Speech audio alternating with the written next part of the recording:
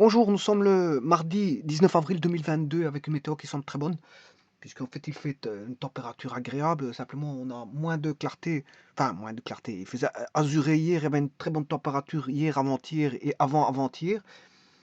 Bon, la température est toujours bonne, ce n'est que bon, on a des petits nuages blancs, voilà, sans plus, mais en tout cas il fait très bon.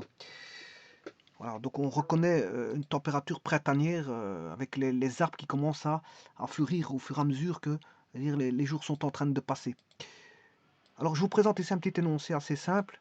Bon, on a la hauteur, ça concerne de la géométrie dans le plan, puisqu'on a affaire à un triangle quelconque ici. Hein, bon, il ne spécifie pas euh, le type de triangle, c'est un triangle quelconque. Il peut être rectangle, peu importe, mais ici on peut considérer que c'est un triangle quelconque. Donc c'est purement un problème de géométrie dans le plan.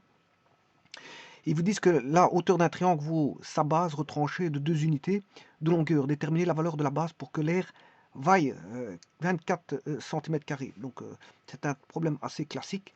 Vous avez un triangle que je vais dessiner. La première chose, c'est de faire un dessin dans le plan.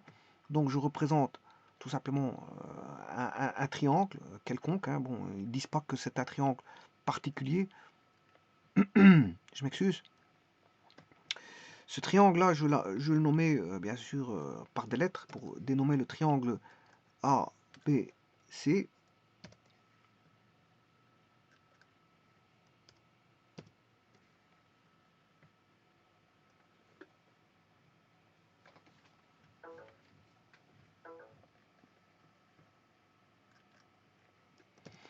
Je vais tracer la perpendiculaire à la base AC. Bon, je vous rappelle qu'il y a 3 perpendiculaires, puisqu'il y a 3 bases, il y a 3 perpendiculaires aux bases, donc il y a 3 hauteurs. Alors ici, je considère cette hauteur-là. En tout cas, à chaque fois qu'on fait base fois hauteur, que je fasse euh, AC fois sa hauteur, que je vais appeler ici H, ou que je fasse AB fois sa hauteur respective, ou que je fasse BC fois sa hauteur respective, mais l'air va être identique. Hein.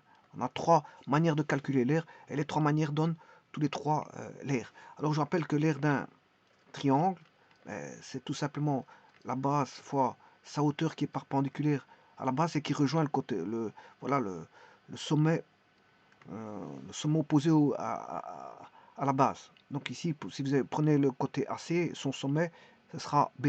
Si vous prenez le côté BC, son sommet c'est A. Si vous prenez euh,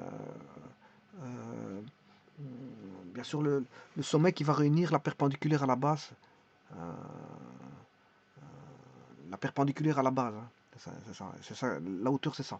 Donc c'est base fois hauteur est toujours divisé par 2. Voilà, ça c'est l'air d'un triangle quelconque.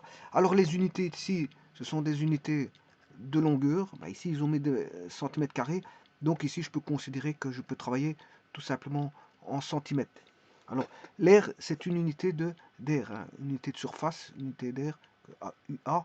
Ici c'est le centimètre carré, ce qui me fait dire que bon, l'unité de longueur que je vais utiliser sera ici des centimètres. Alors, revenons maintenant à l'énoncé. Que dit l'énoncé? Mais il vous dit tout simplement que la hauteur d'un triangle vaut sa base retranchée de 2. Ben, la base, si je l'appelle x, ben, la hauteur, c'est la base retranchée de 2. C'est assez simple.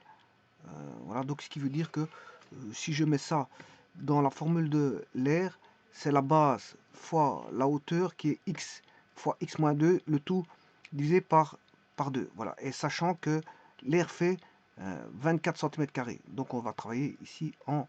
Alors, et donc ça devient une équation. Et vous aurez compris que c'est une équation du second degré parce que quand je vais multiplier x fois x, ça va donner du x carré. Donc on va avoir un polynôme du second degré. Donc ce polynôme là, je vais le réécrire. On n'a rien d'autre que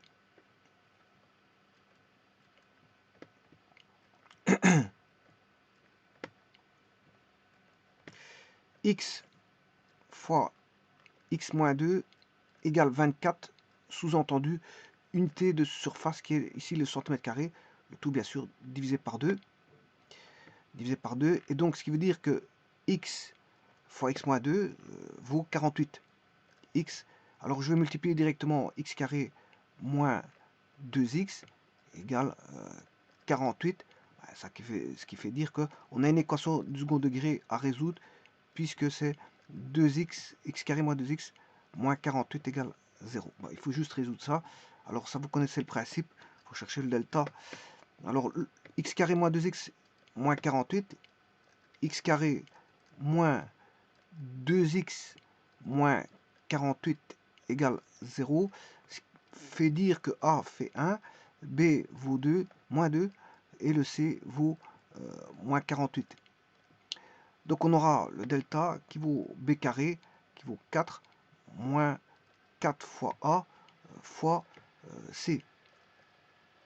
Ce qui veut dire qu'on aura 4 plus, alors, 48 fois 2, 96, fois 2,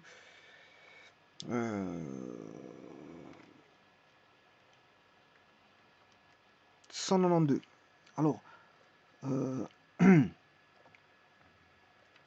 192 plus 4, ça fait 196.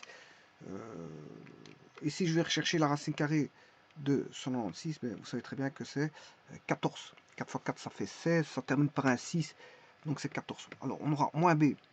L'opposé de b, c'est 2. Plus ou moins racine carrée de 196 qui fait 14. Le tout sur 2 fois a. Voilà. Et là, vous aurez x1, x2. Donc on aurait deux solutions. Alors 2 plus 1, 14, ça fait 16. 16 divisé par 2, ça fait 8. Et 2 moins 14, ce qui fait moins 12, ce qui fait moins 6. Alors le moins 6 est à rejeter parce qu'on ne peut pas avoir de côté négatif. Dans ce problème, c'est un problème de géométrie où les côtés bon, est une mesure, la distance est une mesure strictement positive. Enfin, plus grand ou égal à 0. Hein. Enfin, si, bon, voilà, si c'est égal à 0, c'est qu'il n'y a pas de distance. Voilà, mais en tout cas, bon, là, ici, les mesures doivent être strictement positives, et c'est le cas ici. Donc le 8 est acceptable et le 6 moins 6 à rejeter. Alors maintenant, on va vérifier si c'est juste. Supposons que donc on se dise que x vaut 8. Ben, x moins 2, ça fait la hauteur fait 6. Eh bien, on a bien l'air qui vaut 6 fois 8, 48 divisé par 2. Ça fait 24 cm². Donc, un problème assez simple. Le tout, c'est de mettre voilà, les inconnus correctement. On pose les inconnus correctement. Alors, je vous rappelle qu'il faut d'abord faire un petit dessin. La manière de raisonner est la suivante. Vous avez vu les étapes pour lesquelles j'ai pratiqué. 1, il faut faire un dessin bon, qui reflète la réalité, bien sûr, du problème. 2, on a posé les inconnus. Ici, j'ai posé x. Voilà, c'était la base, et donc fatalement la hauteur est reliée à l'inconnu. Poser les inconnus.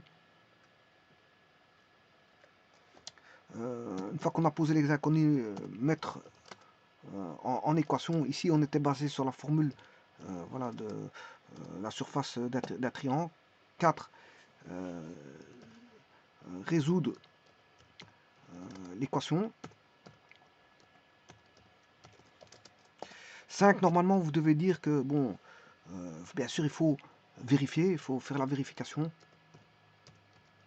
Alors, une fois que vous avez les solutions, ici, on avait une équation du second degré, donc voilà, on a trouvé les solutions, on a vérifié. Et puis, après, bon, il faut faire, bien sûr, une phrase qui résume la situation, c'est-à-dire que vous devez dire que la base mesure 6 cm quant à sa hauteur. Enfin, la base mesure 8 cm quant à sa hauteur, elle vaut 6 cm. Mais effectivement, si vous faites 8 fois 6, 6 fois 8, 48, divisé par 2, l'air vaut bien 24 cm², ce qui dénote que voilà, le problème est résolu dans sa globalité. Et c'est toujours la même chose. Dessin, poser les inconnus, mettre en équation, résoudre l'équation. Bah, ici, poser les inconnus, bon, on sait ce qu'il y avait à poser. Mettre en équation, c'est simplement l'air d'un triangle. Hein. C'est pour ça que je vous ai dit que le problème était assez simple. Je vous remercie.